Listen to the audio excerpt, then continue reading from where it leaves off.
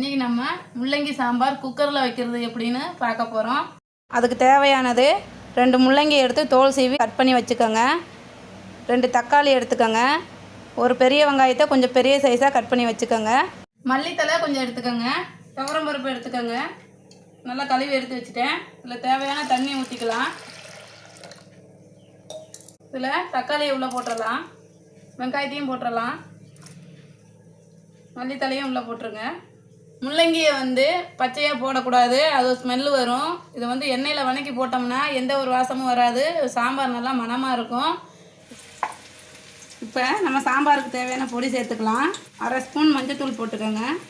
1 spoon மிளகாத்தூள் போட்டுக்கோங்க. சாம்பார் பொடி 10 ரூபா பாக்கெட் இருக்கும், அது வாங்கிக்கிங்க. அதை சேர்த்துக்கலாம்.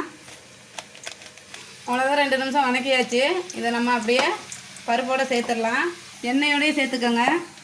அந்த எண்ணெயில் முள்ளங்கியோட சத்தெல்லாம் இறங்கியிருக்கும், அதனால் எண்ணெயோடு சேர்த்துக்கோங்க. தண்ணி நம்ம ஆல்ரெடி ஊற்றிருக்கோம். இது நம்ம பருப்பை தனியாக வேக வச்சு முள்ளங்கியை தனியாக வதக்கி போட தேவையில்லை. இப்போ எல்லாத்தையும் ஒன்றா போட்டுக்கலாம். சாம்பாருக்கு தேவையான உப்பு சேர்த்துக்கலாம். அவ்வளோதான், நம்ம சாம்பாருக்கு தேவையான எல்லாமே போட்டாச்சு.